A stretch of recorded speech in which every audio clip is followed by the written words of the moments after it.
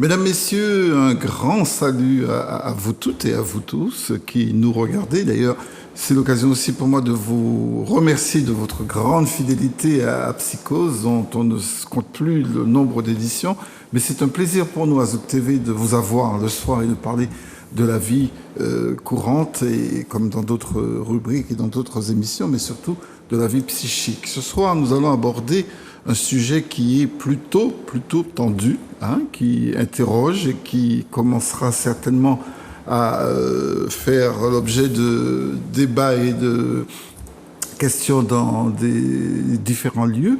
Vous savez qu'un projet de loi, une proposition de loi est dans les tiroirs afin de légaliser, on va dire, de définir les pratiques de l'euthanasie, à savoir on définira justement ce que c'est, l'euthanasie, et on y sera tous bien évidemment concernés. C'est pour ça qu'aujourd'hui, on en discute, puisque un conseil citoyen s'est réuni et a fait des propositions concernant cette proposition de loi. Vous avez aussi le droit de donner votre avis, dire si vous êtes plutôt pour ou plutôt contre, définir aussi les bonnes raisons de vos choix. C'est la liberté de notre émission qui est de mise et qui va continuer ainsi.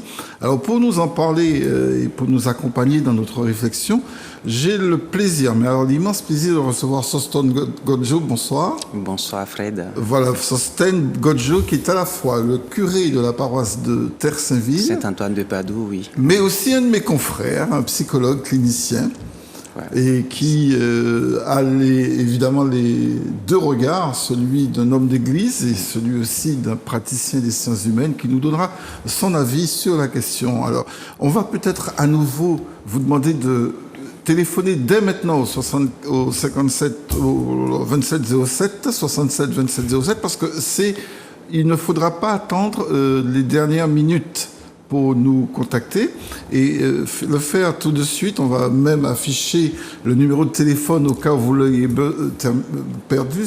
Notre émission ce soir, vous en êtes le creuset, c'est-à-dire que nous souhaitons avoir votre avis sur cette question. Est-ce que vous êtes à titre personnel, bien évidemment, pour l'euthanasie ou contre l'euthanasie, et donner votre avis.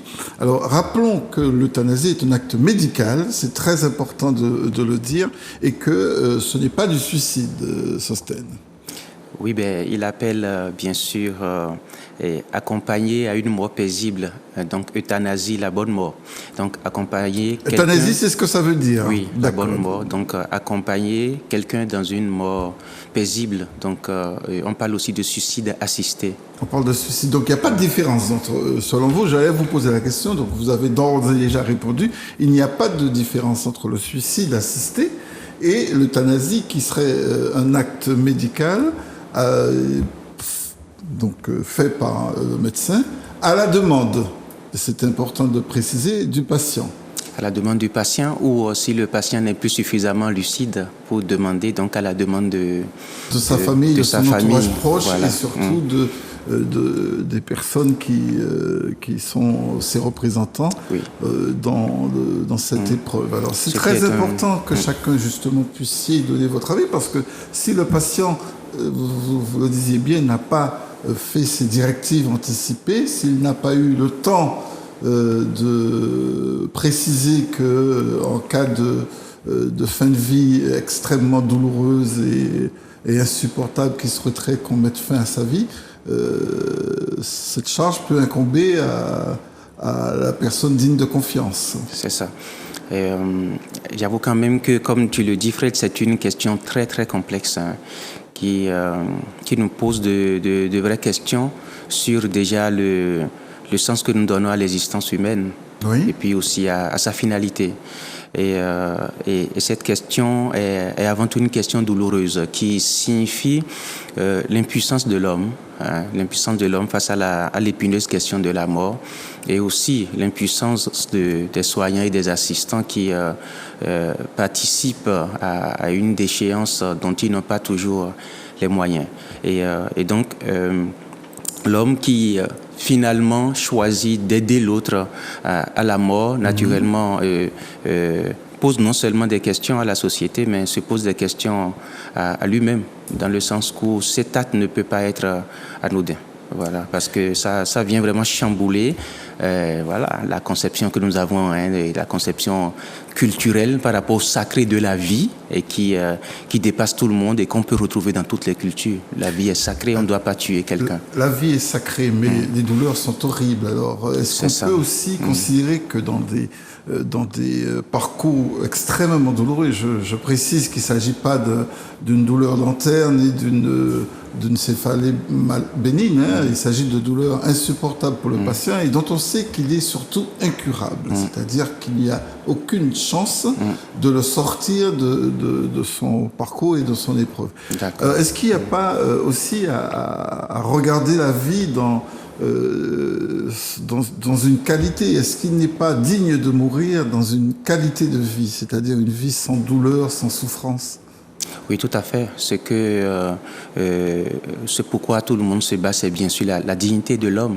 Et Dieu l'a créé d'ailleurs pour qu'il soit digne comme lui. Maintenant, après, quand la science a découvert clairement qu'elle n'a plus de moyens d'accompagner cette personne vers une guérison ou vers une situation meilleure, alors elle décide d'accompagner, de mettre fin à la souffrance. Mais n'y a-t-il pas quand même quelque chose qui nous dépasse? Parce que si la maladie devait nécessairement avoir le dernier mot, comme tout, les pronostics pourraient le montrer, mais la durée que la personne a encore resté en vie, quoi qu'il souffre, qui en est le maître pour pouvoir décider de l'écouter? Mais c'est ça la vraie question. D'ailleurs, c'est pour ça que je souhaiterais que nos téléspectateurs prennent l'antenne le plus tôt possible pour en parler, parce que nous sommes face effectivement à une grande responsabilité. Alors, on peut se poser la question, est-ce qu'on peut rester maître de sa vie du début jusqu'à la fin et décider de sa fin? Autrement dit, pouvoir décider que si ma vie ne me convient plus, il faut et que je ne peux pas le faire moi-même. C'est peut-être ça le principe du suicide assisté. Je souhaiterais que ça soit un acte médical. C'est bien comme ça qu'il faut le recevoir, en fait, c'est-à-dire que la question de la souffrance et de la douleur, comme nous le savons, c'est une question qui est grave. On va le dire qui est grave. Et sans doute les personnes qui nous suivent, il y en a dedans qui ont déjà vécu l'agonie d'un parent de la façon la plus douloureuse possible, la plus difficile, et qui n'oublient jamais les images de cette déchéance et de cette demande d'aide que la personne qui souffre demande, finissez avec, etc. Mais la vraie question est, comme je l'ai dit, c'est nous vivons pourquoi? Nous vivons pourquoi? Notre vie, c'est à quoi? Est-ce juste pour le bien-être ou il y a autre chose en dehors du bien-être? Donc, il y a le sens et notre rapport à la souffrance, à la douleur, qui, voilà, c'est débattu selon notre foi en la vie, notre philosophie, et aussi la conception personnelle que nous avons de ce sujet. Et la réponse dépendra surtout de ça. Et doit-on obligatoirement passer, justement, oui. Pour nous chrétiens, c'est-à-dire que, comme l'a dit, on le lit dans la Bible, l'apôtre Paul aux Romains, au chapitre 14, les versets 7 à 8, il dit « Nul ne vit pour lui-même et nul ne meurt pour lui-même. Si nous vivons, c'est pour le Seigneur. Et si nous mourons, c'est aussi pour le Seigneur. Parce que, en toute chose, notre vie, comme notre mort, appartient au Seigneur. » Alors, le chrétien qui est dans cette vision de vie pour Dieu accueille la mort d'une autre manière. Voyez. Même lorsqu'elle est environnée, entourée de douleurs, de souffrances atroces. Puisqu'il n'est pas maître de la vie. Oui. Et vous voyez, bon, je ne vais pas refaire la Genèse, nous la connaissons. Dieu a créé l'homme. Il a fabriqué avec les glaises du sol.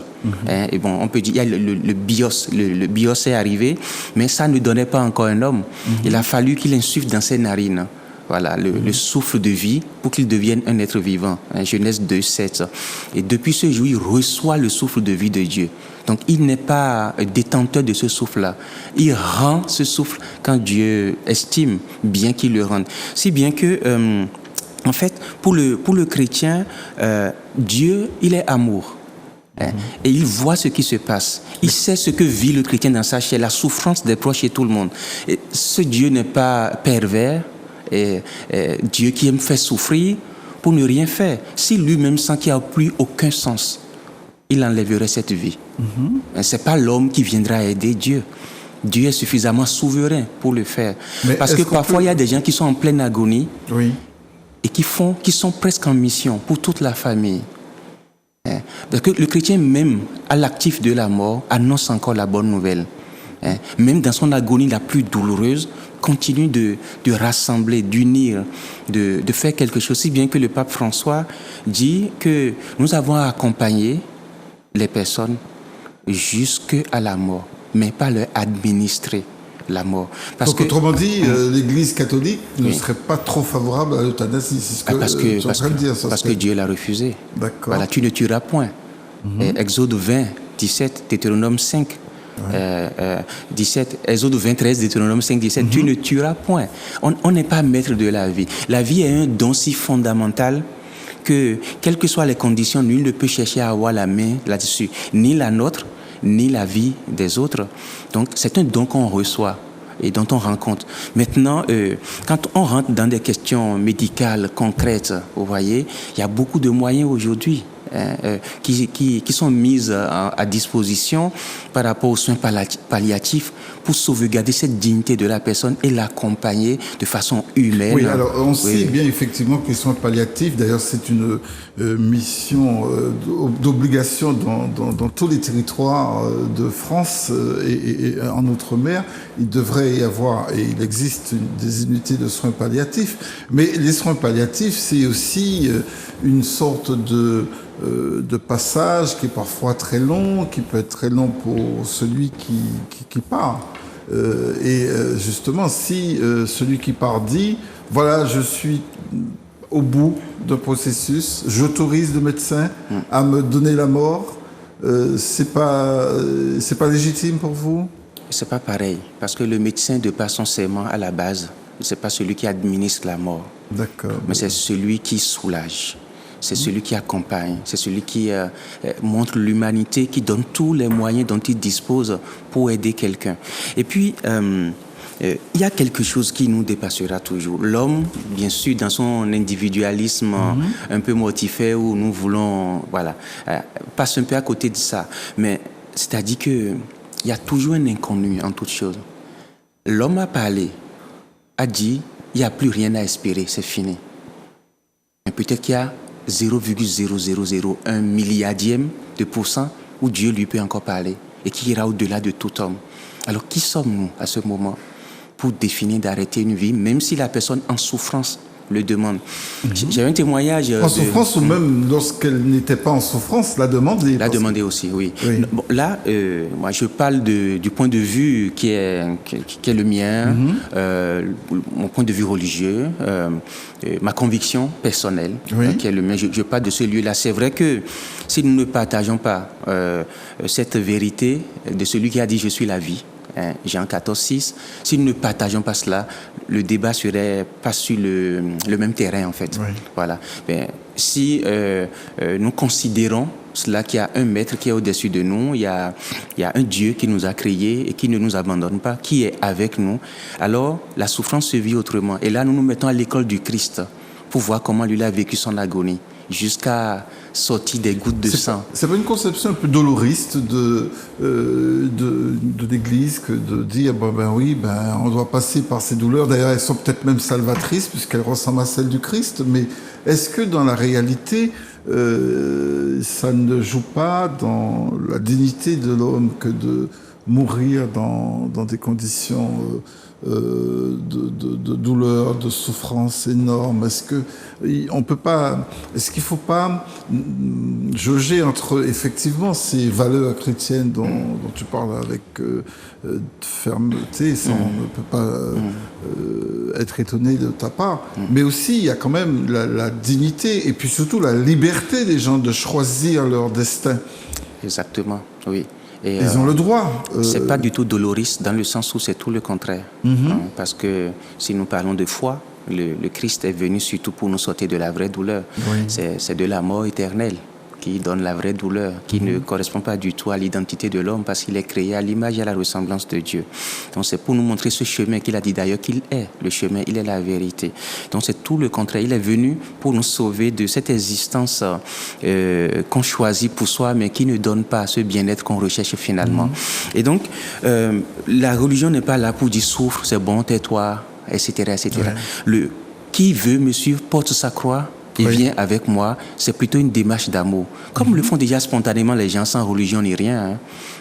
Et toute personne qui aime comprend ce langage-là en fait. Parce que si j'aime quelqu'un, vous voyez, jusqu'à son dernier souffle, à sa dernière agonie, je suis là à ses côtés, patient. Je ne suis pas pressé que ça finisse. C'est quand je suis incapable moi-même de gérer ma capacité à voir l'autre souffrir, que là, je serai pressé qu'on mette fin, comme on le voit dans le film, pour soulager sa souffrance, on lui tire une balle pour qu'il arrête d'agoniser, etc. Parce que l'extérieur n'arrive plus à vivre et à pouvoir accompagner cet état de l'humanité qui est en agonie. Mais quand le travail est fait et que nous savons que la vie ne s'arrête pas ici, mais qu'elle est éternelle, alors le débat prend toute une autre dimension. Alors ça, je veux bien entendre, mais ce qu'il y a aussi, Sosthène, c'est que tout le monde ne croit pas que la vie ne s'arrête pas ici. Ah, tout à fait, je le conçois. Là, c'est la position des croyants qui pourraient dire, voilà, la vie ne s'arrête pas là et qu'il faut attendre. Mais il y a quand même aussi, certainement dans nos téléspectateurs, des personnes qui tout à fait, et je le conçois. Et qui conçoivent la vie avec un début et une fin. Tout à fait. Ils doivent pouvoir en maîtriser. Je le conçois totalement. D'ailleurs, je ne suis pas sûr, je n'aborde pas une question dont je suis compétent. Je ne suis pas médecin, etc. Mais je sais ce que l'Église dit et je sais ce que ma foi me dit par rapport à ce choix, si je dois le faire pour moi-même et si je dois le faire pour un proche ou si je dois conseiller à ce qu'on le fasse parce que accueillir la mort n'est pas la même chose que d'être à l'origine de la mort, même si on a toutes les raisons possibles qui puissent justifier. Moi, je Vous pense pensez par exemple qu'un médecin qui ferait de l'euthanasie serait, j'ai même l'impression, selon vous, à l'écart de son serment d'Hippocrate même. En fait, la question est abordée depuis une quarantaine d'années. Et avec la loi Leonetti et puis les lois qui ont suivi, actuellement, comme tu l'as dit, tout ce qui se prépare, nous entendons les médecins. Il y a eu des débats, il y a beaucoup de débats autour. Oui, tout à fait. Il y a même une forte opposition du Conseil de l'Ordre. Voilà, exactement. Et il y a beaucoup qui se disent que non, ils ne se voient pas en train d'être complices de ça. Et en même temps, il y en a d'autres qui sont pour.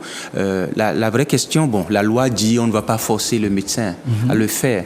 Et la proposition qui est en cours le dit. Oui, c'est une proposition. Mais après, ça change tout, Fred.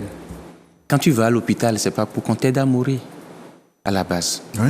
C'est pour qu'on t'accompagne. Oui, mais lorsqu'il n'y a plus rien à faire, on fait quoi? On attend.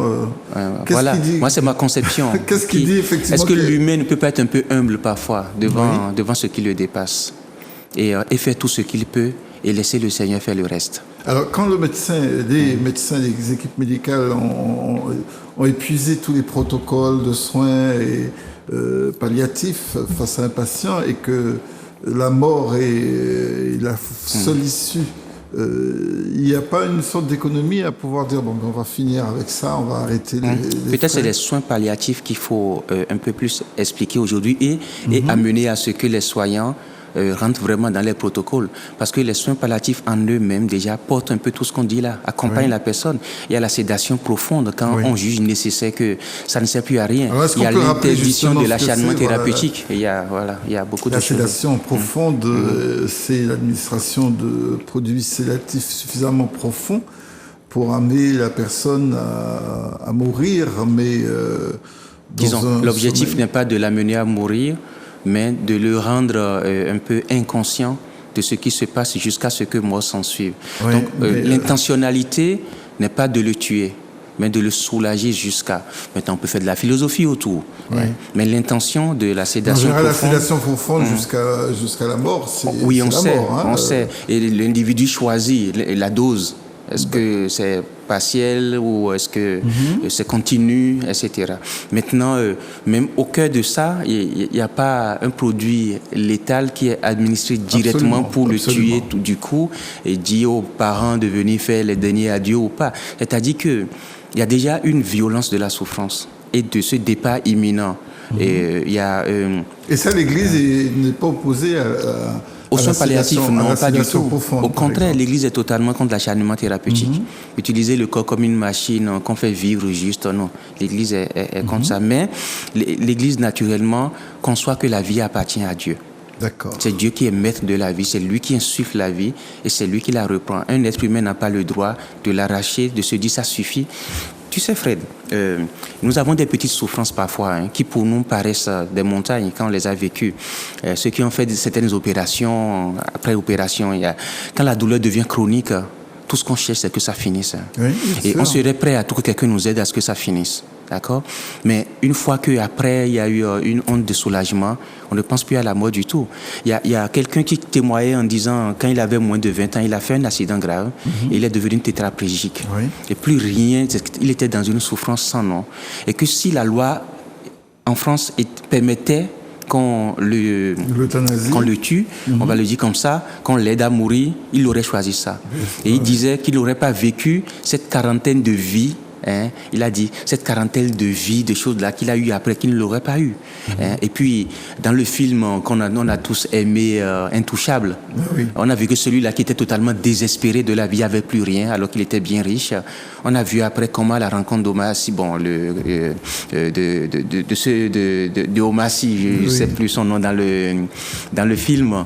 Voilà, à la rencontre de Issa ou je ne sais pas quoi, à la rencontre de celui-là, la vie est ruinée. Il a eu encore envie de vivre et c'est basé sur une histoire vraie, on nous a dit. Donc, il y a de ces exemples-là qui montrent quand même que l'homme a à être un peu, je dirais, humble. Et quand les choses nous dépassent, fait au mieux qu'on peut. Et c'est ce que font, je pense, les soins palliatifs qui sont en progrès, où il y a quand même beaucoup d'analyses pour voir jusqu'où la liberté de la personne est quand même considérée. Parce que l'homme est libre, bien sûr, mais il n'est pas libre selon ce que Dieu nous a donné. Il n'est pas libre d'arracher une vie à quelqu'un, ni d'arracher la sienne, qui ne lui appartient pas. Donc, tu penses en fait que cette liberté, on ne peut pas le lui octroyer, de dire... il a déjà. Dans les directives anticipées, je rappelle que ce sont des directives que l'on peut écrire même, surtout au moment où on est en bonne santé d'ailleurs, pour savoir, pour pouvoir préciser les modalités de sa fin de vie et l'option d'acharnement et éventuellement d'ailleurs préciser la question de l'euthanasie. L'homme est libre et Dieu veut que l'homme soit libre. Sinon, l'amour ne serait pas possible sans liberté. L'homme est libre. Mais là, nous parlons du soin qu'on apporte à quelqu'un qui est en situation de détresse et plus. C'est-à-dire que c'est quelqu'un qui est en situation de grande vulnérabilité.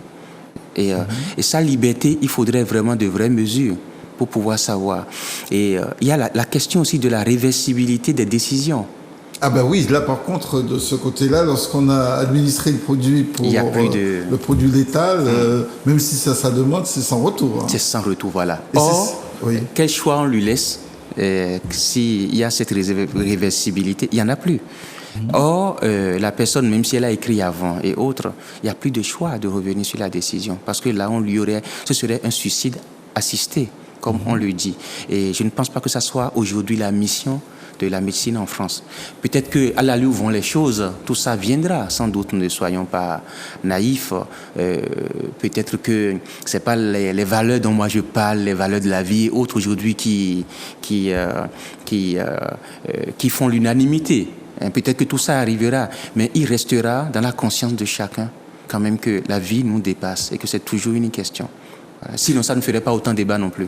Oui, mais alors, on est en droit de se demander pourquoi on en arrive là, en 2023, jusqu'à, en tout cas cette année, en fin d'année. Quel processus sociétal nous a emmené à penser qu'on pouvait légiférer sur l'euthanasie ? Qu'est-ce qui pousse à cela, en réalité? Je ne sais pas si j'ai toute la réponse, mais je pense spontanément quand même à ces bonnes intentions. Oui, ces bonnes intentions des associations qui se battent pour l'euthanasie et aussi la bonne intention de certains politiques, j'y crois, et qui veulent que chacun se sente libre pour choisir sa mort. On n'a pas peut-être choisi nécessairement la vie. Je ne sais pas si les bébés disent « je veux naître », mais quand même... Quel jour? Quel jour? Je veux naître à tel jour, je veux naître de tel parent. Non, aujourd'hui, c'est quelqu'un qui fait le choix. Et donc, mais quand même, qu'on soit libre de choisir sa mort pour dire je veux mourir de telle manière. Donc, il y a un jeu sur les mots. Parce qu'on dit mourir en dignité. Le mourir en dignité est déjà ce que fait les soins palliatifs. Et tous les efforts de ces soignants que je félicite vraiment. Oui, il faut encourager. Tu fais partie. C'est une mission compliquée et très délicate, mais qui nécessite beaucoup d'amour et d'humanité, qu'ils font déjà. Maintenant, ces bonnes intentions amènent à dire, votons des lois pour libérer chaque citoyen. Parce que les valeurs ne sont pas nécessairement unanimes, hein, même si la France en avait. Voilà, la France avait le droit de l'homme, le droit de vivre. L'État veille sur la vie de chacun et protège chacun, même les individus eux-mêmes par rapport à leur vie. Chacun peut se donner la mort comme il veut, mais il demeure quand même qu'on protège au maximum les personnes. C'est pas pour rien que les lignes de métro, on va mettre quand même des barres. Oui, quand nous sommes à l'étage, on va protéger avec des barrières pour que l'individu ne se mette pas en danger, parce qu'on veut sauvegarder sa vie. La vie est précieuse et la vie n'appartient pas qu'à l'individu. Il y a une dimension relationnelle, même dans la mort. Oui, mais justement, est-ce que les gens, ça c'était avant, il y avait effectivement un accompagnement collectif de la mort. Est-ce que on ne retrouve pas de plus en plus de personnes isolées à leur fin de vie, dans une grande solitude, où ils ne voient en fait que le prêtre justement pour les sacrements?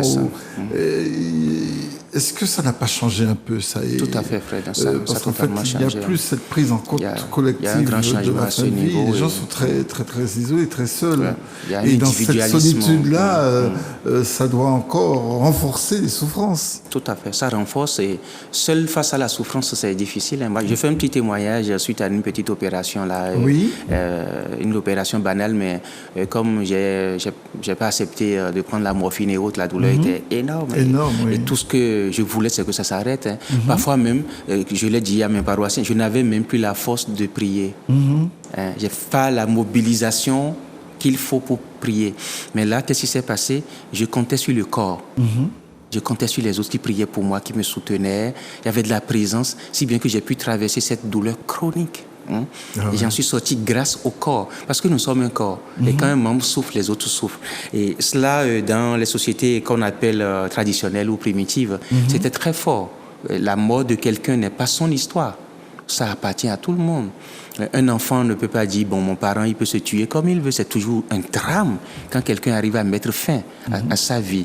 Et donc, le corps permet de tenir la souffrance et la douleur. Et nous, en Église, il y a une prière, il y a des prières qui existent, il y a des psaumes qui accompagnent les moments difficiles, même l'agonie de quelqu'un. La personne n'est jamais seule. Mais la personne, est-ce qu'elle entend tout ça? Si. Parce qu'on est dans des... Oui, on n'est pas que corps, la personne entend. 71 27 07. Je te propose d'accueillir notre premier téléspectateur et puis je vous invite à nous appeler. C'est un sujet, je reconnais, qui interpelle. N'hésitez pas à donner votre avis et le plus librement possible. Bonsoir. Oui, bonsoir, on vous écoute. Bonsoir, Monsieur Galva. Bonsoir. Bonsoir, Fred. Bonsoir, ton prénom? C'est Bruno qui vous appelle toujours de Fort-de-France. Toujours de Fort-de-France. Oui. Et c'est avec bonheur que je vois Psychose sur mon écran. Merci. Je me dis, tiens, que le niveau est monté. On va parler de très bons thèmes. Comme d'habitude sur Zouk TV, d'ailleurs, je salue Mano, le responsable de la télévision, sans qui rien ne serait possible. Grégory, qui m'a si bien accueilli au standard et qui réalise de main de maître l'émission, et bien sûr les téléspectatrices et téléspectateurs. Et je m'empresse, Fred, de saluer votre invité, Monsieur Godjo. Merci. Bonsoir, Sosted. Bonsoir. Vous allez bien? Oui, très bien. Je rends grâce. Nous rendons grâce aussi. Merci. Donc, merci, messieurs, pour l'introduction, pour tout ce que vous avez dit sur l'euthanasie. Déjà, le thème, l'euthanasie légalisée, pour ou contre? Oui, c'est ça. Moi, je donne tout de suite mon avis, Fred. Et Sosten, je suis pour, à condition que la personne concernée ait donné son accord. Ah ouais, et dans la proposition de loi, il est prévu que soit la personne donne son accord dans les directives anticipées, soit si cette personne, évidemment, n'a pas la possibilité de le donner, que ce soit son entourage et souvent la personne digne de confiance. Heureusement, Fred, parce qu'on imagine une situation où quelqu'un ne s'entendrait pas forcément on va dire, pendant sa période active, avec son entourage, et que c'est cet entourage-là qui est le droit de vie ou de mort à un moment donné. Exact. Ce serait quand même bien dommage, voilà, que les rapports puissent déteindre en fait sur la décision. Et on a eu un cas célèbre où il y a eu quelqu'un qui se battait corps et âme pour rester encore vivant, et une partie de sa famille voulait son décès. Ça s'est passé là-bas, donc c'est pas évident. On aurait bien aimé, moi c'est ma question que je vous pose à tous les deux, il y a le projet de loi, c'est vrai, donc jusqu'à maintenant en fait l'euthanasie c'est interdit en France. Oui, jusqu'à présent c'est interdit en France et c'est pratiqué en Italie, en Allemagne, en Autriche, en Belgique aussi d'ailleurs. Il y a beaucoup de personnes de territoire français qui se font euthanasier, enfin beaucoup, il y en a qui peuvent y aller quoi. Vous avez cité la Belgique, Fred, c'est vrai, où beaucoup de compatriotes français se rendent là-bas, justement pour mettre fin à leur jour. Moi déjà, j'adresse un message à toutes les personnes dépressives, angoissées, voire désespérées. Il y a toujours une solution à tout, donc je sais pas, quand j'entends parler de ce mot, ça me fait peur. Bon, il y a un lien avec le suicide, forcément. Je sens, Bruno, que cette question, comme à nous tous d'ailleurs, vous embarrasse un peu. Vous ne savez pas trop s'il faut être pour ou contre les conditions d'exercice de cette euthanasie. Je vous sens ballotté entre un pour et un contre. Est-ce que je me trompe ? Là, vous m'avez bien aidé, en me disant que dans le futur projet de loi, l'accord, le consentement de la personne était très important. Ah, c'est essentiel. Donc, bien évidemment, Fred, dans le cas d'une maladie sans espoir de guérison, de souffrance morale, voire physique, physique, voire morale intolérable, c'est évident que, on va pas rester insensible, surtout que des fois, c'est le corps médical qui souhaite peut-être le décès pour des raisons quelconques de la personne. Donc là, c'est vrai, on ne peut qu'accepter. Le corps médical engagé dans le serment d'Hippocrate ne souhaite pas le décès et se bat pour la vie. Se bat pour la vie. Et d'ailleurs, j'ai envie de dire que l'euthanasie, c'est la conséquence des progrès de la médecine. Parce que beaucoup de gens qui sont plongés actuellement dans le coma auraient été décédés il y a quelques années. C'est les progrès de la médecine qui font qu'on allonge la vie, qu'on permet aux gens de se maintenir en vie. Il y a de nouveaux appareils, y compris respiratoires, qui prennent le relais du cœur, donc cardiaque, etc., qui réalimentent le sang, qui le nettoient le plus rapidement possible.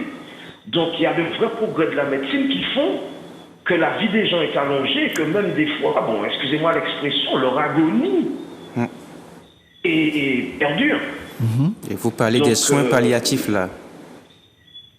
Oui, allez-y, là, vous parlez des soins palliatifs. Oui, des soins en fin de vie, c'est ça. En fin de vie. Et mais Sostène, on sait bien qu'il y a un accord entre un petit peu tout le monde.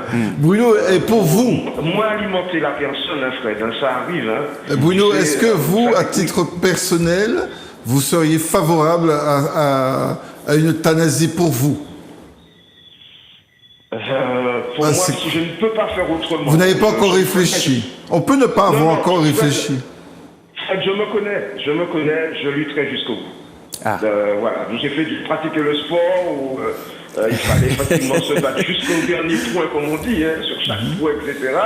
Donc, croyez-moi, je vendrai chèrement ma peau et j'essaierai, parce que le message, c'est quand même que la vie est belle, surtout en Martinique. Avec ce climat, la vie est très belle, donc forcément la quitter, surtout que rien ne nous garantit une autre vie après. Personne n'est revenu pour nous dire « Ah, vous savez, j'ai vécu là-bas. » On n'a pas encore vu le retour de quelqu'un. Je ne mets en cause aucune théorie. Bon, je laisse libre aux personnes de croire en la réincarnation. Mais jusqu'à maintenant, je suis désolé, on n'a pas encore vu d'être humain revenir sur Terre en fait, de cette vie et nous dire qu'il a déjà eu une ou deux vies par avant. Donc, en sachant que c'est peut-être la seule vie qu'on aura, Fred, croyez-moi, je lutterai jusqu'au bout et c'est pour ça que je trouve un peu dommage que ce soit d'autres personnes qui décident à ce moment-là. C'est bien dommage. Donc vous souhaitez que votre vie soit un parcours jusqu'au bout, c'est-à-dire que personne ne vienne l'interrompre. Il faut que ça reste un processus naturel, la mort pour vous. Ah, et là, on n'est pas au paradis. Il y a des pays où on fête la mort comme la vie. Au moment du décès de la personne, de l'enterrement, les gens dansent. Ils chantent, hein, c'est arrivé. Et même dernièrement, on a vu un mari danser au moment de l'enterrement de son épouse. Tout ça pour dire que malheureusement, vous venez de dire quelque chose qui est particulièrement important. Nul ne peut décider de la fin de sa vie. Bon, je suis désolé, je peux sortir et prendre une balle perdue qui m'atteint en plein cœur ou dans un organe vital. Mais vous ne l'aurez pas décidé vous-même. Je décède dans quelques secondes sans avoir rien fait à la personne qui a tiré, qui sait même pas que c'est tombé sur moi. Donc vous savez, là, même peut-être ne pas regarder, il me fait écraser par une voiture. Oui. Ah voilà. Oui, donc la mort, malheureusement, elle survient là où souvent on s'y attend pas et est souvent accidentelle. Alors, en résumé, sur la question, en perspective d'une éventuelle présentation de cette proposition de loi, parce que j'imagine que l'agenda du gouvernement doit être assez mouvementé en ce moment, et que ça ne doit pas être une priorité. Ça ne doit pas être une priorité. Pardon? Vous avez entendu comme moi, il a fait de grosses promesses aux handicapés. Oui, notamment le remboursement intégral du fauteuil, 1 milliard pour l'accessibilité des administrations, etc. On ne s'écarte pas, mais on se dit que dans la perspective de cette loi présentée au Parlement, prévue en fin d'année, vous seriez plutôt favorable. Mais en même temps, pas pour vous, quoi, hein, Bruno?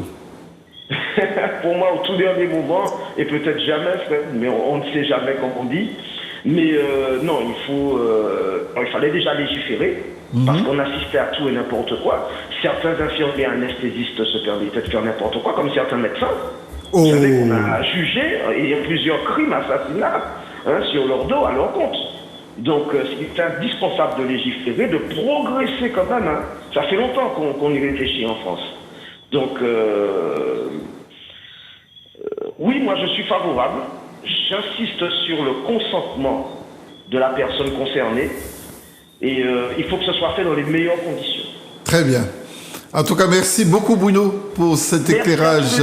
Oui, merci Bruno. Merci Fred et Sostène. Okay. Oui, merci, voilà. À très vite. À très vite et bonne soirée. Bonne soirée. À vous aussi, Bruno. Merci. Oui, quand j'entends ce que Bruno dit, il dit oui, mais en même temps, quand il développe, j'entends derrière que ce qui est important pour lui, c'est que la personne meure en toute dignité. Oui. Donc, j'entends tout ce que font les soins palliatifs aujourd'hui. Maintenant, côté foi, c'est clair, il a dit, selon sa conception, sinon, pour moi, quelqu'un est parti et est revenu. Il y a la résurrection pour moi. Et il y a même des miracles qui se sont faits aussi. Après Jésus, on sait ce que c'est, parce qu'on a la foi de ce qu'il nous a dit. Voilà, ça fait que la vie pour nous ne s'arrête pas ici. Et donc, naturellement, ces sujets, on les aborde autrement. Voilà, c'est ce que j'allais dire. Mais chacun étant libre dans sa manière de croire, l'aborde selon cette l'intérêt manière. Et j'espère qu'il y en aura d'autres interventions au 71 27 07. On voit bien qu'il y a une position qui reste quand même ambivalente sur cette question. C'est une question extrêmement sensible qui, on l'a posée de façon pour ou contre, de façon un petit peu dichotomique, mais on sait très bien que il y a plusieurs niveaux de réponse face à une situation comme celle-là. Et est-ce que vous croyez que il y aura au moins dans l'Église, y aura-t-il de moyens pour les fidèles d'échanger avant que cette loi ne soit votée? Mais il y en a déjà. Hein. Oui, il y en a on déjà. En parle déjà il y a dans des lieux l'Église? De réflexion bioéthique par rapport à ces questions précises. Et, et il y a l'école de la vie. Je cherche le vrai nom. Donc le séminaire de la vie, l'école de la vie qui se fait ici en Martinique. Ils ont déjà fait beaucoup de sessions pour expliquer davantage ces questions. Dernièrement, ça a eu lieu à Trinité. Mais c'est pas très publié parce qu'il faut que le débat devienne public maintenant pour qu'on soit pas surpris. Comme celui de la retraite. Tu as commencé, hein, et puis oui, c'est vrai, il y a d'autres, et puis peut-être que pas sur les mêmes ondes, peut-être. Oui. Sinon, il y a beaucoup de réflexions. C'est une question très importante qui concerne nos familles et qui nous concerne. Donc, naturellement, ça concerne l'Église, hein, et c'est très débattu. Et l'Église n'a pas qu'un propos justement dogmatique sur la question.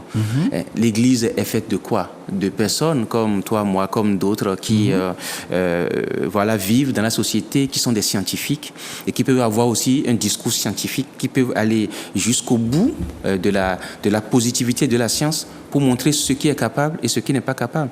Et c'est là qu'on en vient toujours à l'intentionnalité, à l'intention. Aujourd'hui, on en est là.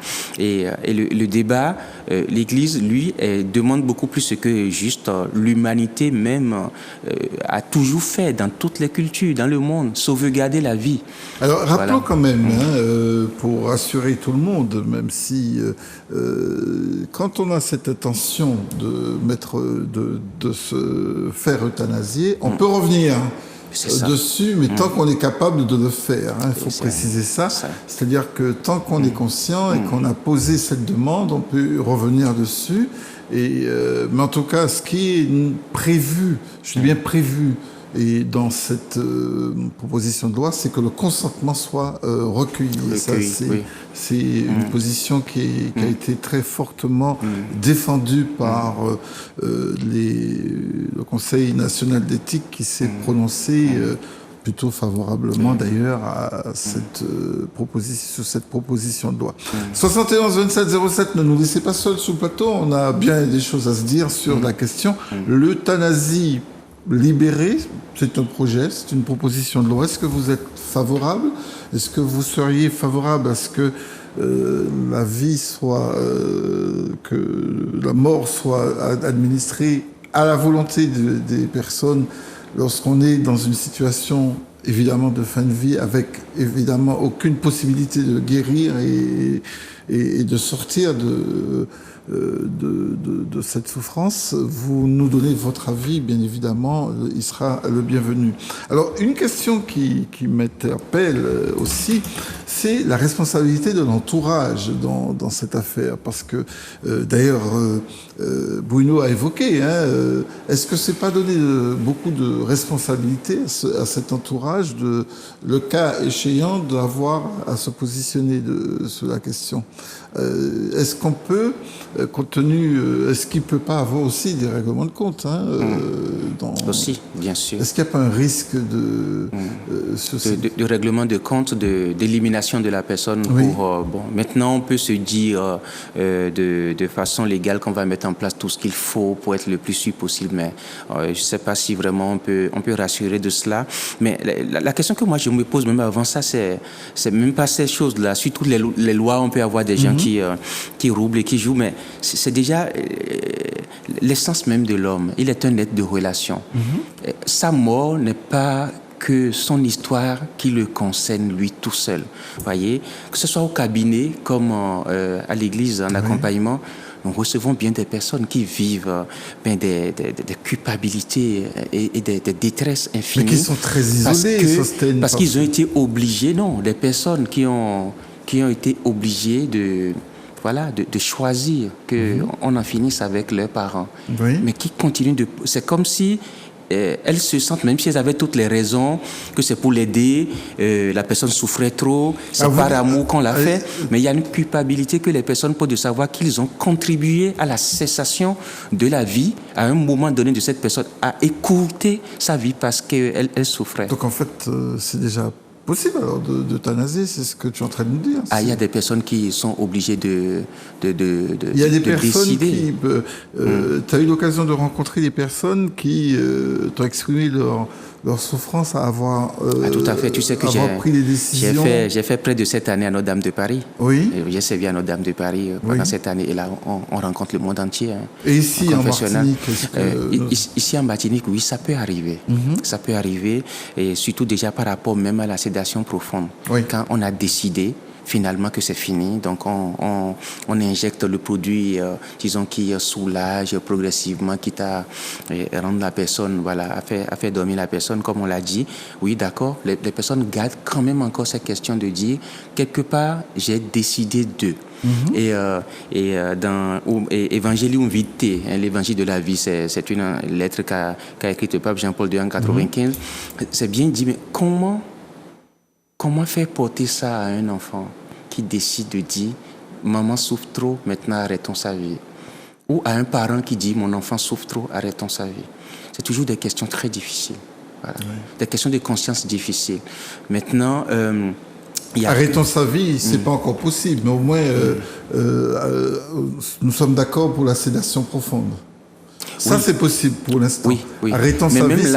Même là, ça pose des questions de conscience pour les personnes, même si c'est assisté, c'est accompagné, c'est expliqué. Ils se sentent toujours un peu responsables d'avoir décidé qu'on en finit. Hein. Est-ce que les gens sont vraiment accompagnés dans ce genre de situation à prendre des décisions? Je crois que oui, mais comment, je ne saurais le dire parce que je ne connais pas tous les cas. Mais normalement, voilà, il doit être mis en place les accompagnements qu'il faut, l'éclairage qu'il faut. Normalement, tout soignant doit éclairer, pas selon sa conviction, mais selon la réalité des choses pour que les gens sachent bien quel acte ils posent. Quand tu dis pas selon sa conviction, c'est-à-dire que ça peut être un frein, la conviction. Normalement, un soignant qui serait par exemple chrétien. De par la déontologie déjà, de par la déontologie, qu'on soit psychologue ou qu'on soit médecin, qu'on soit soignant, infirmier et autres, il faut respecter le patient et les valeurs du patient. Donc, on tient compte de ces valeurs, bien sûr, les valeurs de la République, ce que demande la profession, mais aussi les convictions. Mais ça peut arriver que le soignant, selon qu'il croit à telle ou telle chose, peut impulser la décision. Et cela, ce ne serait pas déontologique et ce serait même un peu, je dirais, anti-respect de la foi de la personne. Maintenant, que le soignant soit entier et reste lui-même dans ce qu'il propose parce qu'on lui a demandé un conseil, parce qu'on lui a demandé d'expliquer des choses qui concernent, là oui, il ne faut pas qu'il soit schizophrène. Il faut qu'il soit entier. L'être humain a beaucoup de dimensions, mais toujours dans le respect de l'autre. Donc, moi, je suis psychologue clinicien, je suis prêtre, mais dans mon cabinet, il ne s'agit pas de faire la catéchèse pour les personnes qui arrivent ou de faire ci ou ça. Voilà, très bien. Je connais ma déontologie, je sais que je suis là pour mon patient et j'accompagne mon patient. Je reçois des patients qui sont d'autres religions ou qui ne croient en rien. Alors, je tiens compte de leurs croyances et puis la science me donne déjà suffisamment ce qu'il faut pour pouvoir les accompagner en toute équité. La mort, c'est quand même ça qui doit poser problème dans cette question d'euthanasie. C'est ce positionnement face à la mort qui est peut-être problématique et qui crée des réserves chez les gens, qui crée des postures défensives. Est-ce qu'on est suffisamment préparé face à cette mort ? On devrait. Mais alors, qu'est-ce qu'il faudrait faire pour que les gens soient plus à l'aise? Parce que sur cette question, prendre une décision comme celle-là demande un consentement, mais un consentement tout de même éclairé. Moi, je répondrai en citant encore l'Écriture. Il n'y a pas de problème. Deutéronome au chapitre 30, le verset 19. Dieu a dit choisis la vie. D'accord. Voilà. Donc, quoi qu'il en soit, quoi qu'il en coûte, comme dirait l'autre, on choisit la vie. Lui se charge du reste. Voilà. Et j'aime bien Bruno qui dit je vais me battre jusqu'au bout. Jusqu'au bout. C'est tout ce que Dieu a demandé. Ce qui est de notre humanité de le faire. Lui se charge après de ce qui est de l'autre, dans l'autre dimension. Donc, choisis la vie. Vivre aujourd'hui. Vivre bien. faire vivre autour de nous, c'est-à-dire être des acteurs de la vie. C'est ce que nous avons à faire. Et quand on le choisit vraiment, la vie prend tout un autre sens. Voilà. Parce que le chrétien, je reste dans ce référentiel encore, par son baptême, il est déjà mort. Il a déjà plongé sa mort dans la mort du Christ. Donc, la vie prend toute une autre dimension pour lui. C'est une vie de ressuscité. Et le nombre de jours, ce n'est plus ça qui est important. Normalement, c'est ça. Hein. Oui. Ce n'est plus le nombre de jours qui est important. Tout le monde face à la mort, en petit mot, personne ne sait jamais comment il va réagir. Et on repousse toujours l'échéance, même si on sait que tous nous allons y arriver. On dit souvent que la mort est un examen que tout le monde passera avec succès. Mais pourtant, on n'est jamais prêt. Mais par contre, quand des problématiques de maladie ou des choses graves comme ça arrivent, je pense que tout ce que nous avons à faire, c'est de choisir la vie. Et si le corps médical aussi choisit la vie avec nous, tout ira pour le mieux autant que l'humain le peut. Dois-je comprendre que choisir la vie, c'est plus courageux que de dire je veux mourir parce que je veux qu'on me mette fin à ma vie parce que ma vie n'a plus pas seulement de sens, mais n'a plus d'issue. Je le saurais juger, oui. Parce qu'il faut aussi avoir du courage pour demander à ce qu'on arrête tout. Mais oui, c'est bien. Donc, je le saurais juger. Par contre, je sais que l'énergie et l'élan d'être le combattant, comme Saint Paul va le dire, j'ai combattu le bon combat, c'est de faire autant qu'on peut jusqu'au bout et de ne pas abandonner. En fait, c'est la leçon de vie que nous avons reçue de nos ancêtres. Voilà. Je ne sais pas si dans les cultures jadis, il y avait l'euthanasie clairement structurée. Je n'en sais rien, justement. Voilà, structurée où, à un moment donné de la souffrance, le corps social décide de tuer la personne, quoi, de favoriser la mort de la personne. L'euthanasie ne se présentait pas comme étant une pratique, en tout cas certainement pas légiférée comme... le suicide depuis toujours, mais ça a été toujours quelque chose qui jette un malheur sur tout le monde quand une vie est partie, même s'il y a toutes les raisons. Voilà. La mort, bien sûr, comme tu le dis, pose question depuis toujours. Mais la réponse, c'est la vie. Mais le choix de la vie. On veut bien entendre ça, mais il faut être armé, c'est ce que je suis en train de te dire. Il faut être armé, il faut être armé spirituellement. On ne peut pas demander au commun des mortels, sans faire de jeu de mots d'ailleurs, de comprendre que la mort soit une libération, soit quelque chose de... parce qu'il y a Bruno qui disait personne n'est encore revenu de la mort, il y a encore des doutes. Et moi je dis il y en a qui sont revenus, donc ça c'est moi ma foi, et je conçois tout à fait ce qu'il a dit aussi. Et moi ma foi je sais qu'il y en a qui sont revenus et qu'il y a des gens même qui ont fait des expériences de mort imminente comme on le dit. Absolument, et qui nous apprennent bien des choses qui montrent quand même qu'il y a une dimension et que tout ne finit pas ici bas, que tout ne s'arrête pas là. D'abord l'amour, quand on est amoureux, quand on a aimé une fois, on sait que ça dépasse la dimension même temporel, matériel, c'est un truc qui ne peut être qu'éternel. Ça ne peut pas finir là. Et la preuve, nous continuons toujours d'aimer les nôtres qui sont... Il y a toujours ça. Maintenant, par rapport à la question de l'euthanasie en elle-même, c'est quand même qu'il y a une radicalité de la cessation de quelque chose. C'est comme ça te paraît radical. Face à la violence, même si c'est présenté comme une mort douce, c'est le mot, face à la violence de la souffrance, parce que c'est la question de la souffrance, face à la violence de la question de la souffrance dans la durée, dans le temps, et dans le désespoir de toute solution possible qui puisse amener à une amélioration de la situation, on apporte quand même une autre radicalité qui arrête en fait. Donc, il y a quand même le mot, il faut le dire, on arrête une vie. Tout à fait, oui, mais ce sera on arrête une vie. Ce sera une vie arrêtée. À la différence, c'est qu'elle sera à la demande de la personne. Et cette société qui est la nôtre, et qui devient de plus en plus mortifère, je peux me permettre de le dire, peut se donner toujours des raisons pour arrêter une vie. Parce que l'enfant sera trisomique, parce que ça sera très dur, on ne peut pas lui donner cette condition-là, on ne peut pas faire venir un être dans cette condition, etc. Donc on décide qu'on arrête la vie. Donc notre société devient ça, en ce sens. Mais il y a quand même une résistance qui dit, choisissons plutôt la vie, et la vie, elle est sacrée. D'accord. Elle est sacrée. Et la France, je pense, quand on n'a pas de la peine de mort, même pour le malfrat qui a fait le plus de choses horribles, c'est parce qu'on sait que la vie, elle est sacrée. On peut mettre en détention perpétuelle, etc. Mais on sait que la vie a quelque chose de sacré. On ne va pas jouer dans la liberté des gens en leur disant non, mais la vie est sacrée, aller jusqu'au bout. C'est pas aussi restreindre les libertés des personnes à vouloir mourir comme elles le souhaitent, surtout si, je précise, surtout si les perspectives sont plutôt fermées, qu'il n'y a plus d'issue. Mais justement, le suicide existe. Là, ça engage la personne. Mais faire jouer d'autres qui sont censés aider et soigner et les responsabiliser de nous aider à mourir, ça fait que notre monde ne nous appartient pas qu'à nous-mêmes. Le corps social aussi est concerné. D'où la question. Et d'où ces échanges que nous avons.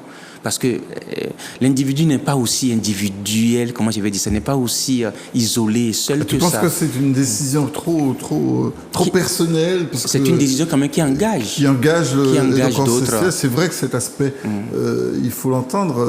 Ok, j'écris que je veux être euthanasié, mais c'est pas moi qui vais le faire. Donc il y a autour de moi toute une série de personnes qui seront engagées dans ma décision. Et ça, c'est... Et comme je le disais en début d'émission, il y a quand même un bon nombre de personnes qui croient comme moi qu'il y a toujours quelque chose qui nous dépasse et qu'il faut respecter aussi. Et qui croient comme moi aussi que ma souffrance aussi, qu'elle soit inhumaine ou pas, peut avoir encore du sens. Je peux être encore en mission, même au cœur de l'agonie la plus difficile. Et ça, c'est ma foi qui me permet de le dire et d'abandonner, de donner cela. La vie est un don qu'on m'a donné et je donne cette souffrance-là à ce moment-là. Pas dans une forme de dolorisme où plus je souffre, c'est bien. Non, ce que je veux, c'est la vie, c'est le bien-être. Je ne veux pas souffrir. Si Dieu me crée pour que je souffre, là, il serait un Dieu qui me serait invivable. Mais je sais que pour beaucoup de choses, déjà, j'accepte moi-même de souffrir par amour. Je sais que la souffrance, la douleur, elle est réelle et que elle est en soi-même d'ailleurs presque une mort pour certaines personnes. Ça rend fou la douleur. Ça peut rendre fou. C'est quand même un peu. Moi, je pense que maintenir la douleur des personnes contre leur gré, c'est quelque chose aussi qui est pas loin d'être un crime, quand même. Non, c'est pour ça justement que c'est interdit l'acharnement thérapeutique. Donc, c'est déjà considéré cela. De faire un acharnement thérapeutique sur quelqu'un, c'est interdit. Disons, interdit par la loi Leonetti. Et c'était déjà dans les valeurs de l'Église depuis très longtemps. Que l'Église disait non, le corps humain ne doit pas servir comme un instrument qu'on pompe, on donne du sang, on enlève. Non, il faut respecter la dignité de la personne. Et on ne peut pas parler de dignité sans liberté. Parce que l'être qui n'est pas libre, on ne respecte pas sa dignité non plus. Et donc ça existe déjà, de ne pas faire d'acharnement thérapeutique, mais d'accueillir la mort, mais pas de l'administrer. Toute la différence est là. Et c'est dans l'intentionnalité. Et comment on accueille la mort, Sostène? En faisant tout ce qu'on peut, comme alors on le fait dans les soins. Alors qu'on en a peur en général. Ah oui. Comment on peut accueillir un contexte qui fait peur, une situation qui fait peur? Là, nous sommes dans un contexte précis de la douleur, de la maladie, qui est quelque chose de, disons, incurable. Là, nous sommes dans un contexte précis. Mais il y a d'autres contextes. Il y a la mort naturelle qui peut arriver. Il y a beaucoup de personnes qui sont en paix par rapport à ça. Qui ne vont pas se donner la mort, mais qui vont accueillir la mort parce qu'ils sont dans une dimension qui dépasse déjà le corps. Ils savent qu'ils ne sont pas que corps. Ou ils sont dans une dimension d'amour où chaque jour, ils vivent leur vie à fond, sachant qu'à tout moment, une mort peut arriver. Il y a des gens qui meurent de façon paisible. Il y a beaucoup d'ailleurs, on voit qu'ils sont partis paisiblement. Et il y a d'ailleurs des croyants, mais qui disent de belles paroles en partant. Ils voient la lumière, ils voient le ciel, ils voient Dieu, ils voient si, Seigneur, prends-moi. Il y a des gens qui, leur dernier mot, c'est je m'en vais, ou ils donnent un mot d'amour, etc. Donc il y a la mort paisible, la bonne mort existe déjà. Le mot euthanasie est suffisamment un thème qui usurpe un peu. Donc la bonne mort existe déjà. Et il y a des personnes qui sont des héros, qui vont même donner leur vie pour sauver d'autres vies. Nous le savons. Et qui ne craignent pas d'aller mourir parce que la cause, elle est belle, mais pas juste donner la mort parce qu'on souffre trop. Pour toi, ça, c'est pas, d'un point de vue de tes croyances, en tout cas, c'est pas acceptable. Non. Même si, voilà, à l'actif de la mort, d'une douleur grande, je vais peut-être demander, aidez-moi à partir, ça là. Mais ce sera ma souffrance qui parle à ce moment-là. Ce serait ma souffrance. Oui, mais est-ce qu'on peut pas l'entendre à ce moment-là, justement? Ah non, j'aurais besoin d'une humanité qui me montre que je suis plus que ce qui se passe. C'est-à-dire que dire dans la souffrance comme ça, oui, aidez-moi à partir, c'est une parole qui ne peut pas donner suite. Là, je pense qu'on aurait déjà tué près de la moitié des malades qui réclament ça souvent. Même peut-être pour des choses moindres, on l'aurait déjà tué. Parce que la lucidité pendant qu'on souffre, la douleur chronique, ça rend fou. Hein. Tu en parlais, tu as fait l'expérience ça rend fou, donc ça rend dingue. Et il faut respecter les personnes qui souffrent. Hein. Et l'environnement des personnes qui souffrent aussi, parce qu'ils souffrent beaucoup plus encore que la personne qui souffre. Parce que voir quelqu'un qu'on aime dans un état de déchéance pareil est insupportable. Mais il ne faut pas non plus se projeter dans cette souffrance en évacuant la chose, en réglant de façon drastique la question en disant bon, on arrête ça parce que c'est trop pour nous. Il faut que l'humanité puisse se surpasser un peu et laisser l'amour gagner. Alors c'est intéressant, mais ce qui me pose quand même un problème, c'est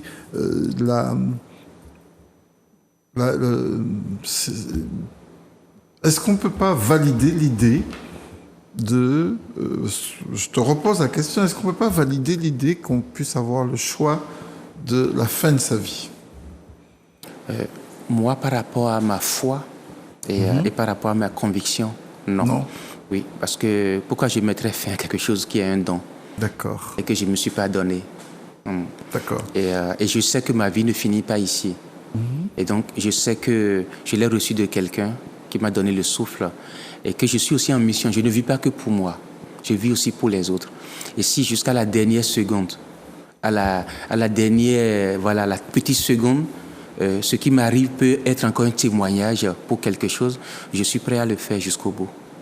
71 27 07, on vous attend. Hein. On est très heureux d'échanger sur Stèle et moi sur ce plateau, mais nous attendons aussi vos avis, savoir si vous êtes favorable à l'euthanasie, c'est-à-dire la décision librement consentie de mettre fin à une vie qui est trop douloureuse et sans issue, ou par principe, un peu comme Sosten, hein, par conviction parfois, vous dites non, on va jusqu'au bout. C'est un peu ce que disait d'ailleurs Bruno, notre premier téléspectateur sur le plateau. 71 27 07, vous aurez le plaisir en plus d'avoir Grégory qui réalise l'émission et qui sera un plaisir de vous accueillir. Alors, quelle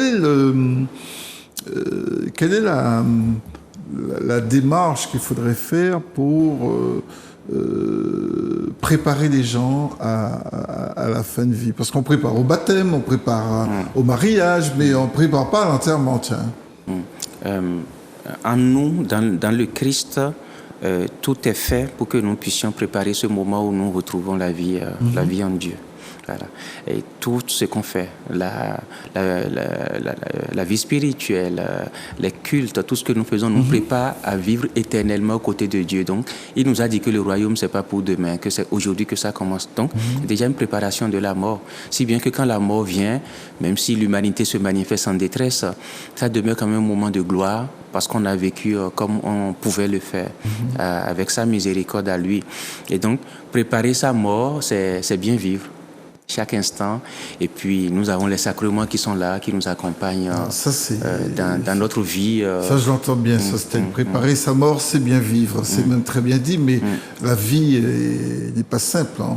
Elle est de moins en moins simple. Tu sais oui, bien tout à fait. Oui. Elle est jonchée de souffrances, de douleurs, d'échecs sentimentaux, de problèmes financiers, de problèmes familiaux.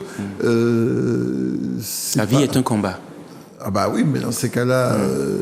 la vie est un combat. C'est ça aussi la mort? C'est comme ça qu'on prépare la mort, en cumulant les souffrances de la vie? En combattant. Pas en cumulant, mais en combattant. En tout cas, vivre, c'est combattre. Pour vivre. Nous l'avons appris depuis que nous sommes bébés, les différents conflits par lesquels nous passons. Et jusqu'à grandir, c'est de combat en combat qu'on vit et qu'on a aussi envie. L'envie vient suite à des victoires d'ailleurs de différents combats. Et en religion, dans notre religion catholique, et je pense aussi dans d'autres, c'est-à-dire qu'on a la conscience qu'on est relié. Religion, c'est religare. Donc on est relié et donc on tient compte de l'environnement, on tient compte de la petite plante, on tient compte de l'autre, on tient compte de soi, on tient compte de ce qu'on ne voit pas, de l'invisible qui existe avec le visible. Et donc du coup, en synergie avec tout cela, la vie prend un autre sens. Le combat a un objectif, si bien que la mort devient un passage. Très bien dit. 71 27 07, il y a quelqu'un qui souhaite donner son avis et cette personne est bienvenue. Bonsoir. Ah ben c'est qu'elle revienne, elle sera toujours la bienvenue au 71 27 07. Alors je vous rappelle que nous débattons ce soir sur la question de l'euthanasie. Nous avons invité Sosten Godjo qui est curé de la paroisse de Terre-Saint-Ville mais qui est aussi psychologue clinicien. Vous voyez qu'il joue sur les deux tableaux, son savoir scientifique et ses croyances religieuses. Je sens que, et c'est plutôt clair dans son esprit, qu'il serait plutôt défavorable à l'euthanasie. Ah, tout à fait, oui. Tout à fait, oui, c'est clair en tout cas, c'est clairement exprimé. Moi, oui. Et même si tu conçois que on puisse quand même, il faille renforcer les soins palliatifs puisque c'est l'alternative. Nous avons cette personne. Bonsoir. Oui, bonsoir. Oui, bonsoir. Votre prénom? Oui, Fred. Non, c'est vrai. Allez Fred, on y va. Bonsoir. Oui, alors, j'ai une... excusez-moi, c'est la première fois que je parle dans ce genre de circonstances. Mais c'est... Vous êtes bienvenu, Fred. Excusez-moi. Mais on vous entend bien. Allez-y. D'accord. Très bien. Alors, j'ai pas une question, j'ai un petit proverbe, j'aime bien les paraboles martiniquaises, et il y a il ne va pas comprendre, mais je vous charge de lui traduire, M. Galvin, hein, ça mêle dit en les branches, c'est pas ça qui a dit en les bois la glie. Ça mêle qu'a dit en les branches, c'est pas ça qui a dit en bois la glie. Oui, en bois la glisse, c'est-à-dire en mêle, il y a les branches là qui a chanté, c'est femelle là qui a chanté, mais là il prit dans un trappe, il a mis en l'autre son. Tu as compris? Donc devant le malheur, devant certains malheurs, on est obligé philosophiquement de tenir un autre langage. Oui, c'est-à-dire parce que je vous comprends quand vous dites que vous avez des raisons religieuses de dire que vous tenez à la vie et qu'il faut se préparer à bien vivre. D'accord, c'est très beau. Mais il y a des cas où j'ai déjà vu un malade qui avait un cancer des os. On ne pouvait pas le toucher pour les soins quotidiens. On ne pouvait pas le soigner. Et ce monsieur, chaque fois qu'on le touchait, mais il hurlait. Je vais presque dire, il hurlait à la mort, comme on dit.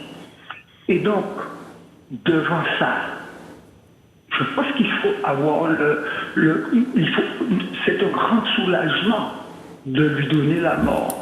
Quand j'étais étudiant aussi, j'ai travaillé à Montreuil-sous-Bois comme garçon de salle. J'ai fini comme aide-soignant, mais sans diplôme. Il y a des cas où on voit des gens qui pourrissent sur place avec des escarres qui ne guérissent pas, la colonne vertébrale est dehors. On sait qu'ils sont condamnés. Et donc, si on parle de dignité, on doit avoir le courage de les aider à mourir dans la dignité et abréger les souffrances insupportables. Je dis bien insupportables. Oui. Et tout en respectant monsieur le prêtre, je vais dire une chose, je n'ai jamais cru que Jésus-Christ a souffert pour nous. Parce que Jésus-Christ savait qu'il était le Fils de Dieu. Dieu, c'est Dieu, nom de Dieu. D'ailleurs, Jésus-Christ, je n'ai pas de religion, monsieur, c'est la religion catholique, ça me regarde, mais Jésus-Christ avait même dit, il savait qu'il ne souffrait pas sur la croix, il a dit, Père, pardonnez-leur, ils ne savent pas ce qu'ils font. Voilà, j'ai terminé. Alors, non, mais pour vous, hein, si j'ai bien compris, Fred, pour ce qui vous concerne, vous seriez plutôt favorable à l'euthanasie et pour vous-même aussi? Parce que, comme vous avez dit que Samuel Kadi... Je me prépare sans cesse. Pardon? Vous voyez, je me prépare sans cesse à ça. D'accord. Parce que s'il s'agit de mourir normalement, comme on dit lentement, mourir parce que le cœur s'est arrêté, d'accord, on peut philosopher. Mais il y a des cas où c'était insupportable. D'accord. Merci en tout cas, Fred, de votre témoignage. Je crois au suicide, de toute façon. D'accord. Je crois au suicide. C'est-à-dire, qu'est-ce qu'on veut... Non, mais c'est important. Ça veut dire quoi? Je crois au suicide. Dites-moi ce que vous voulez dire par là. Alors, on m'aurait accusé de quelque chose que je n'aurais pas fait. Comme par exemple, violer un enfant. Pour moi, un enfant, c'est sacré. D'accord? Il y a des gens qui manquent des cabales qui accusent des gens à tort. Eh bien, je crois que ne pouvant prouver ma sincérité, je me suiciderai. Je vous le dis franchement, monsieur. Je vous le dis. Très bien. Je ne suis pas un enfant, je ne suis pas un gamin, j'ai 77 ans. Et je sais de quoi je parle. Très bien, merci beaucoup Fred d'être venu et d'avoir été si franc, si authentique. Et vous revenez quand vous voulez, même si c'est la première fois, on vous a eu avec beaucoup de plaisir. Un soulagement dit Fred. Alors je remercie Fred pour son échange. Et puis il a vu des choses et il a vécu ce dont on parlait, cette déchéance humaine qui peut interpeller. Et on voit que la personne elle souffre vraiment et tout le monde autour s'attendrait à ce que ça cesse. Mais un soulagement, c'est quelque chose qui fait du bien. Voilà. Aujourd'hui, ce qu'il a dit, c'est ce que font les soins palliatifs. Dans ce cas précis où la personne, quand on le touche, ça fait mal, etc. Il y a les soins palliatifs qui permettent cela. Et puis, devant la souffrance de l'autre, il faut toujours rester humble. Nous l'avons dit plusieurs fois dans cette émission. C'est pas que je suis là en train de parler d'une non assis, etc., prenant de haut les personnes qui souffrent. Non, c'est des situations, on a commencé par le dire, très complexes et qui nécessitent vraiment notre humilité parce que, et on l'a dit aussi, en son temps, nous-mêmes, nous ne savons pas parce que c'est très difficile de décider de ces choses-là. Seulement, une conviction qui est la mienne, il nous a dit la sienne que je respecte, une conviction qui est vraiment la mienne, c'est que je suis plus qu'un amas d'os, de corps qui souffre. Il y a une autre dimension. Et puis le Christ dont il parle, qui est enfant de, disons, Dieu, donc il n'a pas souffert, ça c'est les premières hérésies de l'Église, où on dit que non, comme il était Dieu, il a fait exprès. Non, il était vraiment homme aussi, à 100%. Homme, donc, il n'a pas fait semblant, il a souffert. Maintenant, ce qu'il a apporté, c'est très intéressant comme élément, parce qu'on voit que devant ces questions, nous sommes souvent démunis. Sosten, on retourne au téléphone avec une personne qui nous attend, 71 27 07. Oui, bonsoir. Bonsoir, c'est à vous. Oui. Allô? Oui, bonsoir, c'est à vous. Bonsoir, votre prénom? Flore.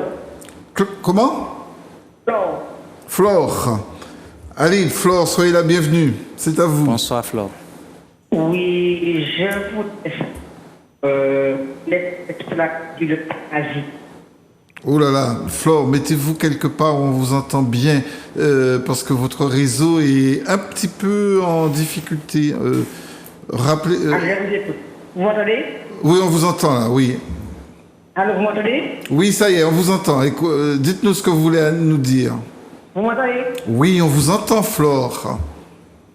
Bon, je voudrais savoir, l'euthanasie, c'est quoi? Bien. On aurait dû commencer par... Oui. On l'a fait. On a fait, mais peut-être que vous n'étiez pas au début de l'émission. Alors, l'euthanasie, c'est un acte médical, j'insiste là-dessus, qui consisterait à donner la mort à quelqu'un dont la vie et le pronostic vital est très très très prononcé, voire sans issue, à sa demande surtout. Hein. C'est pas une décision ou celle de l'entourage. C'est pas une décision que le médecin prendrait, contrairement à ce qu'on pourrait penser. C'est quand même le consentement qui serait à la base de cet acte qui est fait par un médecin. Bon, je vous dis, hein. Dites-moi. Je vous dis bien, peut-être il va me répondre aussi. Je vous dis bien qu'on a choisi la vie. La seule personne qui a le contrôle de notre vie, c'est Jésus-Christ. Et il a dit, le Seigneur a dit, vous connaissez ni le jour ni l'heure où je viendrai. Il nous a prêté une vie. C'est à lui qu'il reprend la vie et non pas l'homme. Et même si l'euthanasie est fait pour ça, parce que le Seigneur, je pense que le prêtre connaît combien de coups de fouet que Jésus a dû prendre sur la croix. Jésus n'a pas demandé l'euthanasie. Qu'est-ce qu'il a dit à la croix? Père, pardonne-leur, ils ne savent pas ce qu'ils font. Et moi, je vous dis, je suis contre l'euthanasie. Alors, si je comprends bien, les gens qui ont décédé à l'hôpital, avec le Covid, on leur donne l'euthanasie. Non, surtout pas, ne dites pas ça. Parce que normalement, une vie est sacrée. Non, ils n'ont pas euthanasié les personnes. Et c'est lui qui est au contrôle de notre vie. C'est lui qui viendra nous dire. Il a le dernier mot pour nous dire que voilà, la personne souffre, on l'accompagne dans ses souffrances. Oui. Jusqu'à ce que le Seigneur a dit son dernier mot. D'accord. Même lorsque la vie, Flore, même lorsque la vie est insupportable, douloureuse, et que la personne demande à mourir, on ne peut pas l'aider à mourir? Même si la personne demande à le faire, la personne a demandé. Oui. Mais vous qui le faites, ça c'est un gros et un grand péché. D'accord. La personne aura ça au tribunal de Dieu pour dire ce qu'il a fait. Même si la personne demande. D'accord. Très bien. Au moins, vous êtes clair. Pour vous, c'est un péché. Je vais demander tout à l'heure à Sostène. Pour moi, je suis contre. Ça, c'est vraiment quelque chose que je ne peux pas accepter. J'ai entendu parler, mais je ne savais pas maintenant, j'ai appelé. Mais je te dis que c'est pas bon. La personne souffre. Quand l'heure est arrivée, le Seigneur viendra. Donc, on la laisse souffrir jusqu'au bout, même si elle a demandé. D'accord. Et non l'homme. Très bien. En tout cas, vous êtes très clair, c'est pour vous ou c'est non? Je suis vraiment contre ceci. Alors, ma mère est à l'agonie. Alors, il me dit, et ma fille, m'a dit, maman, non, je ne veux pas. Tu attends que le Seigneur te donne son dernier mot. D'accord. Très bien, Flore. Merci infiniment. Merci, Flore. Oui, je suis contre, parce que j'ai la foi. Très bien. Merci, on a bien Flore. compris ça. Allez. On vous souhaite une belle fin d'émission. Merci beaucoup, Flore. Donc, c'est pas laisser souffrir jusqu'au bout, mais accompagner la personne. Accompagner la personne jusqu'au bout. C'est ce que demande l'Église. Hein. C'est pas laisser souffrir, mais accompagner jusqu'au bout. Mais comment on peut? Parce qu'il y a des moments. Alors, tu sais, Sostène, il y a des moments où même les antalgiques, aussi puissants qu'ils puissent être, ne sont plus efficaces. Il y a une sorte d'accommodation du cerveau. Oui. Et qu'est-ce qu'on fait dans ces cas-là? La médecine a quand même beaucoup progressé par rapport à ça. Et même si elle peut être dépassée, on a parlé de la sédation, qui peut s'approfondir et, selon les cas. Et l'intention et l'intentionnalité ne sera jamais de donner la mort, mais d'accompagner la vie jusqu'au bout. Et pour soulager la personne. Et c'est ce que fait. Mais donner la mort à quelqu'un ne doit pas être la mission. Oui, elle a dit c'est un péché. Et Flore a totalement raison parce que j'ai cité tout à l'heure Exode 20, 13 et Deutéronome 5, 17 où c'est dit clairement tu ne tueras point. Très bien. 71 27 07, nous écoutons la prochaine personne. Bonsoir. Allô, oui. Oui, c'est votre prénom? C'est André. Fabrice. André. Bonsoir, André. Bonsoir. Bonsoir, André. Alors, André, la question de l'euthanasie, ça vous inspire? Je suis désolé. Oui, vous êtes en antenne, hein? Ah, ok, d'accord. Ah, bah oui, ça ne pas qu'à dormir, hein? Ah, bon, ok, d'accord. Alors, c'est à moi de parler à maintenant. Mais bien sûr, André, toute la planète vous écoute. Via Internet et tout ça. Alors, l'émission est basée sur l'euthanasie. Sur l'euthanasie, oui. Il demande à l'aider à mourir ou l'accompagner dans la mort. Pas l'accompagner, l'aider à mourir en cas où... oui, en cas de souffrance. En cas de souffrance extrême et que surtout lorsque l'issue... De l'aider, par exemple, je commence à... Allô? Oui, on vous écoute, allez-y André. Alors, de l'aider, par exemple, je dis que je suis contre ça. D'accord. Je suis contre ça. Mais je vais m'expliquer. Quelqu'un qui souffre ne demande pas à mourir. Il ne demande pas à mourir. La personne dit, si c'est pour moi souffrir comme ça, il est moins mort. C'est parce qu'il sent qu'il souffre, il doit aider qu'on lui calme cette souffrance. Alors, si on ne peut pas le faire, vaut mieux moins mort. Alors, il a dit ça comme ça. Bon, il y a d'autres personnes qui disent, avant moins mort, je vais faire un testament, je vais dire, Léo, aidez-moi mort. Oui, mais c'est ça, Yoka Palé, justement, c'est ça le principe de la loi prochaine. Oui, justement, c'est parce que c'est la loi. Mais Dieu dit de choisir la vie. Si quelqu'un a quelque chose à faire, c'est choisir la vie. Donc, il dit ensuite, si quelqu'un mange de ce pain, cette personne ne sera plus faim. Si quelqu'un boit de ce vin, cette personne n'aura plus soif.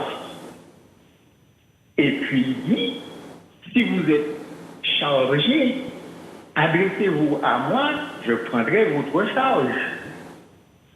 Oui, mais lorsque c'est extrême, André, là on est dans le discours, mais lorsqu'on est dans la réalité, c'est ce que disait tout à l'heure Fred, les Mella pris à la glia. Les Mella en Brestec et puis il a chanté, c'est pas ça qu'il a dit. Les dans la glia, voilà. Oui, c'est parce qu'il prie. C'est parce qu'il prie qu'il faut et puis il passe un petit habillé à ce moment. Donc, il peut dire, tuez-moi parce qu'il prie dans sa vie. Oui, mais est-ce qu'on peut donner un crédit à la personne qui nous dit « aidez-moi à mourir » ? Est-ce que vous le feriez si c'était quelqu'un de proche qui vous demandait d'en parler au médecin ? Quelqu'un qui me dit de demander... Si, par exemple, vous étiez le parent proche, c'est-à-dire la personne digne de confiance, dans le cas où la personne ne pourrait plus le dire.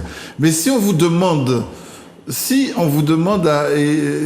qu'il ne faut pas écouter, entendre la personne qui dit « aidez-moi à mourir » ? Oui, mais d'après moi, je dis que la personne dit ça, c'est parce qu'elle souffre. Oui, mais c'est pas beau de souffrir. C'est dur de souffrir. Mais il y a quelque chose à faire pour ne pas souffrir. Quoi par exemple ? Je viens de dire, je vais m'expliquer. Alors, j'ai dit, Dieu dit, si quelqu'un mange de ce pain, il n'aura plus faim. Si tu bois de ce vin, tu n'auras plus soif. Mettez Dieu dans la vie. Si on a Dieu en soi, on n'aura pas de souffrance. D'accord. Très bien. Donc, si j'ai bien compris, André, vous, de toute façon, vous êtes au départ, vous l'avez dit, contre l'euthanasie On n'est pas responsable de sa mort, on n'est pas responsable de sa vie. On vient à la vie, on n'est pas responsable de cette vie. La vie appartient à quelqu'un, il y a quelqu'un qui l'a donné. Très bien, parfait, André. On va rester là parce qu'on arrive au terme de l'émission, figurez-vous. Merci, merci d'être venu. C'est dommage, oui. Souvent, vous venez juste à la fin et on n'a pas le temps de prendre tous les appels, mais on vous remercie et on va surtout remercier Bruno, Fred, Flore, André qui étaient là. Oui, allez-y, on vous écoute. Bon, ben c'est pas... Il est là. Il est parti. André ? Il est parti. Il est parti. Alors, donc, on remercie toutes ces personnes qui ont participé à l'émission. Tout à fait. On a une tendance très forte sur le nom. Oui, tout à fait. Ça n'a pas valeur de sondage, bien évidemment. Non, mais je pense que nous voulons tous vivre et que c'est un accident, tout ça. C'est pas ce qui est essentiel. C'est l'accident, c'est des choses qu'on redoute. Personne ne veut. Et même le non-croyant, je ne pense pas qu'il veuille se retrouver dans des situations pareilles. Il faut choisir de mettre fin à sa vie ou pas. Seulement que nous avons à disposition des paroles, nous avons à disposition des réalités qui peuvent nous aider à tout traverser. Parce que l'homme est beaucoup plus que ce qu'on voit. Et puis, dans la foi, comme je le dis, nous savons que nous ne sommes pas seuls. Et depuis que nous sommes baptisés, nous sommes déjà plongés dans la mort. La mort ne nous fait plus peur. Même si nous souffrons, nous ne choisissons pas de souffrir pour souffrir, mais il y a une raison, il y a un objectif, c'est la vie. La vie de la nôtre et aussi contribuer à la vie des autres. Et parfois, ma mort ou ma souffrance, mon agonie peut aider à la vie d'autres. Il y a des témoignages sur des personnes qui sont en fin de vie et qui ont beaucoup plus fait du bien pendant qu'ils ne disaient plus rien, qu'ils souffraient. Ils ont fait beaucoup plus de bien autour d'eux que quand ils étaient actifs. Donc, on peut être aussi en mission. Parce que nous sommes aussi envoyés les uns pour les autres. Nous sommes un seul corps, comme je le disais. Donc, c'est une question difficile, une question aussi qu'on peut aborder scientifiquement avec d'autres aspects philosophiques sur l'homme, etc. Mais il faut que nous restions humbles, comme nous l'avons dit, devant la souffrance des gens et qu'on puisse faire tout ce qu'il faut pour accompagner chacun. Et aider aussi les soignants à faire leur travail parce que ce n'est pas de toute évidence. Alors un grand clin d'œil justement à toute cette communauté de soignants, que ce soit médecins, soignants, psychologues et autres qui accompagnent tous les moments de la fin de vie, puisqu'on parlait des soins palliatifs. Merci Sostène d'être venu Fred. à notre antenne. Merci pour l'invitation. Je rappelle que vous êtes le curé de Terceville à Fort-de-France pour nos amis qui ne sont pas en Martinique, mais aussi psychologue clinicien et donc un de mes confrères que j'ai beaucoup de plaisir à accueillir ce soir. Merci aussi à Grégory qui a assuré la réalisation technique de cette émission. Je vous souhaite une très bonne fin de semaine et puis surtout prenez bien soin de vous jusqu'à la prochaine, c'est-à-dire dans un mois. Bénédiction en abondance.